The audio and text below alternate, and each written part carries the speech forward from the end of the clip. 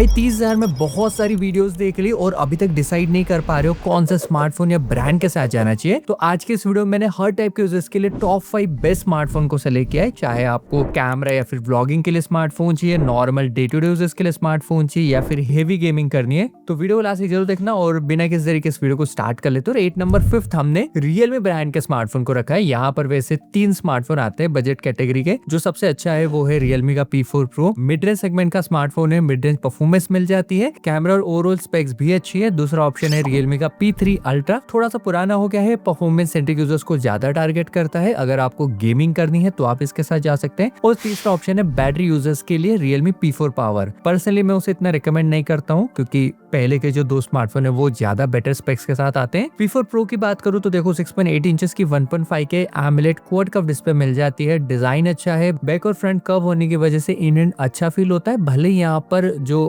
इसका वेट है वो थोड़ा ज्यादा है। परफॉर्मेंस के लिए 7 Gen 4 वाला प्रोसेसर मिल जाएगा जो कि अगेन मिड रेंज सेगमेंट का प्रोसेसर है। तो स्कोर 12-13 लाख के आसपास निकाल के देता है। मीडियम लेवल तक की गेमिंग आप आराम से यहाँ पर कर पाएंगे। एकदम हार्डकोर या हेवी गेमिंग तो नहीं कर सकते। बाकी GT मोड मिल जाता है। Android 15 के साथ स्मार्टफोन आता है। 7000 mAh की बैटरी मिल जाएगी। और हमारे एक्सट्रीम बैटरी टेस्ट में ये स्मार्टफोन 11-11.5 घंटे सर्वाइव किया था। कैमरा यहाँ पर बैक में 50+8 मिलता है। मेन कैमरे की क्वालिटी अच्छी है, शार्पनेस अच्छी है, सैचुरेटेड कॉन्ट्रास्टी फोटोज क्लिक करता है। फ्रंट में अच्छी बात है कि 50 मेगापिक्सल का सेल्फी शूटर है जो कि क्रिस्प शार्प फोटोज क्लिक करता है। 4K वीडियो फ्रंट से भी रिकॉर्ड कर सकते हैं। बाकी IP रेटिंग और डुअल स्पीकर भी मिल जाते हैं। प्राइसिंग की बात करूँ तो ये स्मार्टफोन अभी सेल में 28,999 में मिल जाएगा। बाकी भाई जितने भी स्मार्टफोन इंक्लूड करें उनकी बेस्ट बाइंग लिंक को यहाँ पर टैग कर दिया है। उसके बाद 8 नंबर 4 भी हमने 2 स्मार्टफोन को रखा है। पहला हो गया Galaxy M56 F56, दोनों बिल्कुल एकदम आइडेंटिकल स्मार्टफोन है। अंडर 30,000 में ये एक अच्छी चॉइस है, आप इनके साथ जा सकते हैं। दूसरा ऑप्शन है सैमसंग का Galaxy A36 जो कि नॉर्मली 30-35,000 में रहता है, पर अभी के टाइम पे 26,999 में मिल रहा है Amazon और Flipkart की सेल में। दोनों के बीच में अगर कंपेयर करें तो मुझे ऐसा लगता है A36 एक स्लाइटली बेटर स्मार्टफोन है। सैमसंग की थोड़ी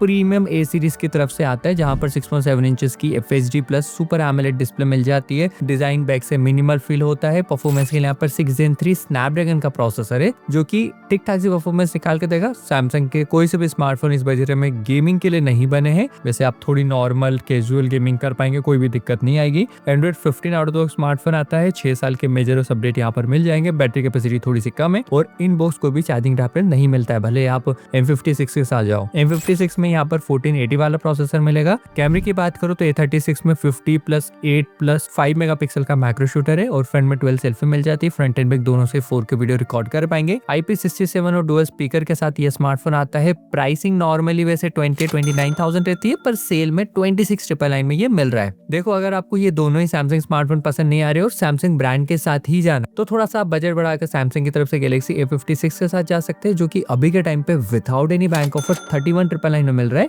और इस बजट में इसे बिल्कुल मिस नहीं करना चाहिए। उसके बाद भाई 8 नंबर 3 भी हमने 2 स्मार्टफोन को रखा है। दोनों ही Oppo ब्रांड की तरफ से आते हैं। पहला तो हो गया Oppo की तरफ से K13 Turbo जो कि 28,000 के अंडर मिल जाता है और दूसरा ऑप्शन है K13 Turbo Pro जो कि इसी का थोड़ा सा बड़ा भाई है, सेम डिजाइन के साथ आता है। ये मिल रहा है अभी 30,999 में। तो अगर आप भाई एक अल्टीमेट गेमिंग स्मार्टफोन ढूंढ रहे हैं जहां पर आपको एकदम हेवी गेमिंग कर रहे हैं तो इसे बिल्कुल आपको मिस नहीं करना चाहिए। बात करूं स्पेक्स की तो 6.8 इंचेस की 1.5 के AMOLED पैनल मिलती है। फ्लैट पैनल के साथ आता है। गेमिंग लुक डिजाइन मिल जाएगा। एक्सटर्नल फैन भी मिलता है। परफॉर्मेंस के लेटेस्ट Gen 4 वाला प्रोसेसर है जिसका AnTuTu स्कोर 22-23 लाख के आसपास है और इस बजट रेंज का सबसे पावरफुल प्रोसेसर है। गेमिंग में यहाँ पर BGMI 120 FPS का सपोर्ट मिल जाता है। तगड़ी गेमिंग करा के देता है। FPS ड्रॉप मिनिमल है। एकदम हार्ड को लॉन्ग सेशन वाली गेमिंग करेंगे तो थोड़े बहुत FPS ड्रॉप यहाँ पर भी होते हैं। 7000 mAh की बैटरी है जो कि 80 वोल्ट के चार्जिंग स्पीड को सपोर्ट करती है। कैमरा यहाँ पर नॉर्मल मिलेगा। 50+2 अल्ट्रा वाइड एंगल कैमरा भी मिसिंग मिलता है। फ्रंट में 16 सेल्फी मिल जाएगी और फ्रंट कैमरे से भी 4K वीडियो रिकॉर्ड नहीं कर पाएंगे। तो क्लियर है ओप्पो ने इसे सिर्फ गेमिंग यूजर्स को टारगेट करके बनाया है। तो अगर आप